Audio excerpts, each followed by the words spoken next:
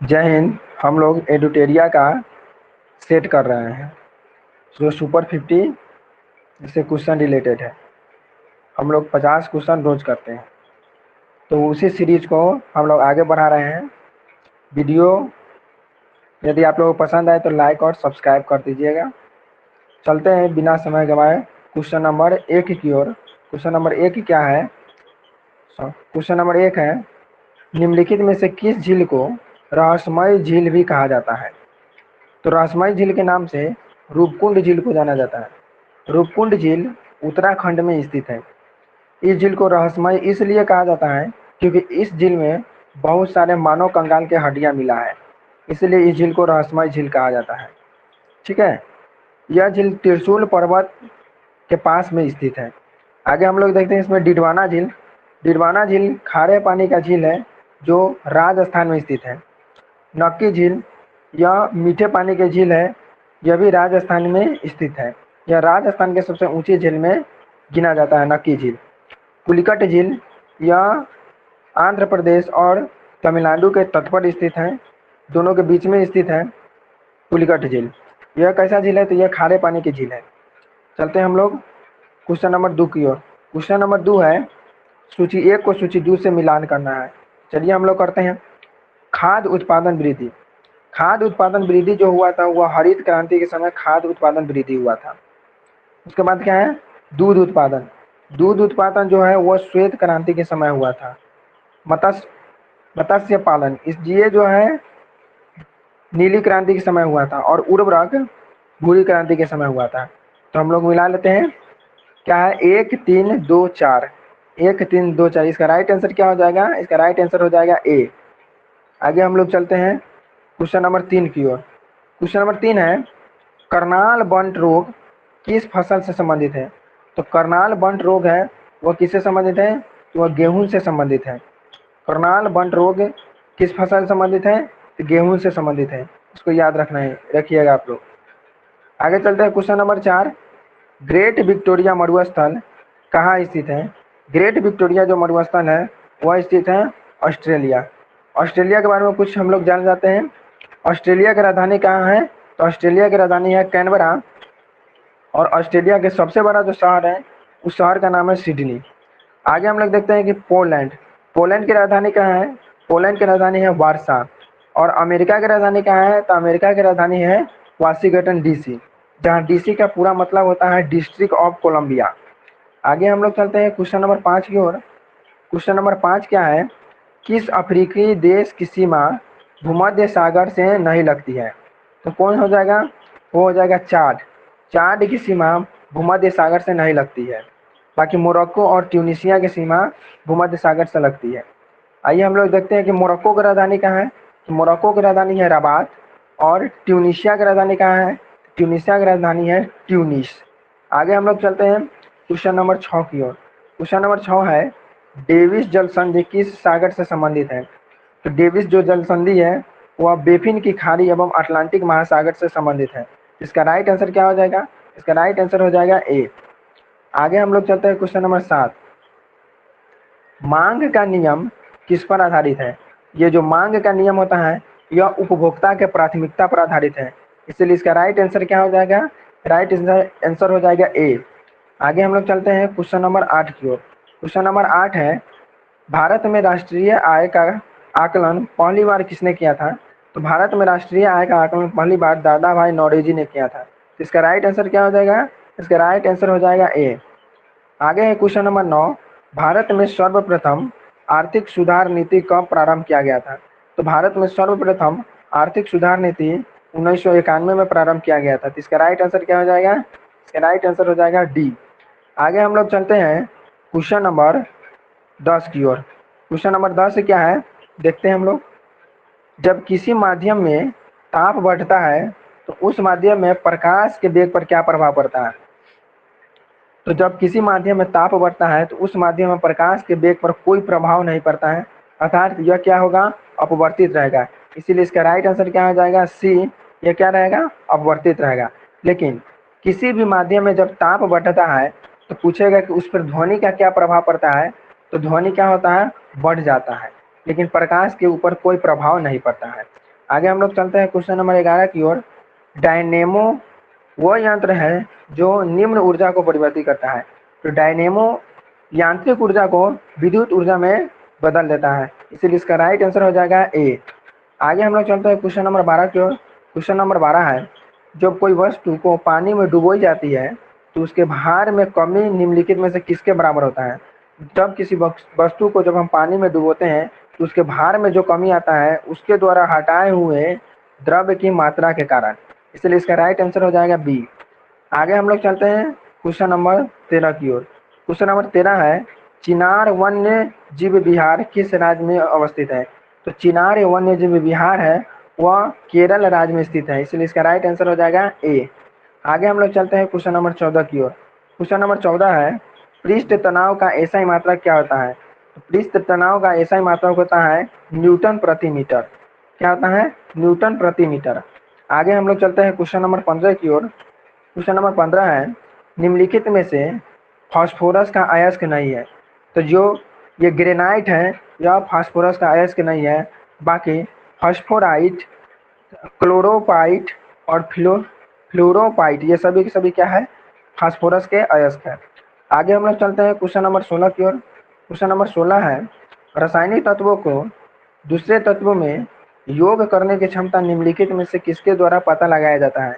तो यह लगाया जाता है संयोजकता के द्वारा पता लगाया जाता है। आगे हम लोग चलते हैं क्वेश्चन नंबर 17। क्वेश्चन नंबर 17 क्या है, वेल्डिंग के लिए निम्नलिखित में से किस मिश्रण का प्रयोग किया जाता है।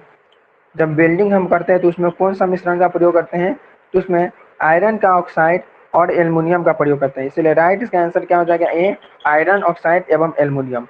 वॉशिंग सोडा का निम्नलिखित में से क्या नाम है, सामान्य नाम क्या है। इसका जो सामान्य नाम है इसका नाम है सोडियम कार्बोनेट। क्या है, वॉशिंग सोडा का वॉशिंग सोडा का सामान्य नाम क्या है, सोडियम कार्बोनेट। आगे हम लोग चलते हैं क्वेश्चन नंबर 19 की ओर। क्वेश्चन नंबर 19 है, धब्बा रहित लोहा बनाने के लिए लोहा के साथ प्रयुक्त होने वाला महत्वपूर्ण धातु तत्व कौन सा है। तो कौन सा है, क्रोमियम है। आगे हम लोग चलते हैं क्वेश्चन नंबर 20 की ओर। क्वेश्चन नंबर 20 है, सोडियम क्लोराइड में उपस्थित कौन सी अशुद्धता नमी सोखती है।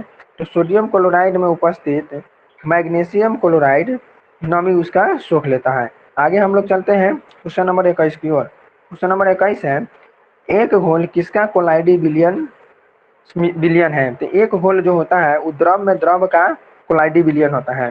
ठीक है, कोलाइडी बिलियन 4 प्रकार के होते हैं, द्रव में द्रव का, द्रव में ठोस का, ठोस में ठोस का और गैस में गैस का होता है। 4 प्रकार के कोलाइडी बिलियन होता है। तो हमसे क्वेश्चन पूछा है कि एक घोल किसका कोलाइडी बिलियन है, घोल। एक घोल द्रव में द्रव का कोलाइडी बिलियन होता है। आगे हम लोग चलते हैं क्वेश्चन नंबर 22 की ओर। क्वेश्चन नंबर 22 है, हाइपरटेंशन शब्द निम्नलिखित में से किसके लिए प्रयोग किया जाता है। तो हाइपरटेंशन शब्द रक्तचाप अर्थात ब्लड प्रेशर इंक्रीज होता है उसके लिए प्रयोग किया जाता है। तो इसका राइट आंसर क्या हो जाएगा, ऑप्शन नंबर डी। आगे हम लोग चलते हैं क्वेश्चन नंबर 23 की ओर। अल्जाइमर रोग से मानव शरीर का कौन सा भाग प्रभावित होता है। तो अल्जाइमर रोग से मानव शरीर का मस्तिष्क का जो भाग है वो क्या होता है, प्रभावित होता है, इसलिए राइट आंसर इसका क्या हो जाएगा, सी। आगे हम लोग चलते हैं क्वेश्चन नंबर 24 की ओर। क्वेश्चन नंबर 24 है, मानव मस्तिष्क का कौन सा अंग निगलने और उगलने नियामक केंद्र है। अर्थात खाना को निगलते हैं या वोमिटिंग वगैरह आता है, इसमें कौन सा केंद्र नियामक केंद्र है, मैंने कौन सा केंद्र मदद करता है। तो ये करता है मेडुला ऑब्लोगेंट, मेडुला ऑब्लोगेंट। इसका राइट आंसर क्या हो जाएगा, सी। आगे हम लोग चलते हैं क्वेश्चन नंबर 25 की ओर। क्वेश्चन नंबर 25 है, जोड़ पर यूरिक एसिड क्रिस्टलों का एक एकत्र हो जाता है, क्या होता है, किसके कारण होता है। तो क्रिस्टलों पर जो एकत्र हो जाता है वो होता है, उससे क्या कौन सा रोग हो जाता है, उससे हो जाता है गठिया रोग। कौन सा रोग हो जाता है, गठिया रोग हो जाता है। आगे चलते हैं क्वेश्चन नंबर 26 की ओर। क्वेश्चन नंबर 26 है, रक्त में श्वेत कणों का मुख्य प्रयोजन क्या है। रक्त में श्वेत कणों का मुख्य प्रयोजन होता है संक्रमण से संघर्ष करना। आगे हम लोग चलते हैं क्वेश्चन नंबर 27 की ओर। क्वेश्चन नंबर 27 है, निम्नलिखित में से माल वेसिकुल का कौन सा पौधा नहीं है। माल वेसिकुल का जो पौधा है वह सरसों नहीं है, बाकी कपास, भिंडी और गुड़हल ये सभी के सभी माल वेसिकुल के पौधा है। आगे हम लोग चलते हैं क्वेश्चन नंबर 28 की ओर। क्वेश्चन नंबर 28 है, निम्नलिखित में से लोदी राजवंश के संस्थापक कौन था। लोदी राजवंश के संस्थापक बहलोल लोदी था और उसका अंतिम शासक कौन था? इब्राहिम लोदी। इसी को हराकर बाबर 1526 ईस्वी में मुगल वंश का नींव डालता है। आगे हम लोग चलते हैं क्वेश्चन नंबर 29। क्वेश्चन नंबर 29 क्या है देखते हैं। क्वेश्चन नंबर 29 है पेशवा। पेशवा जो थे वो पूना में रहता था। पेशवा कहाँ था? पेशवा पूना में रहता था। भोसले, भोसले जो थे वो कहाँ रहते थे? तो नागपुर में रहते थे। होलकर, होलकर जो रहते थे वो कहाँ रहते थे? इंदौर में।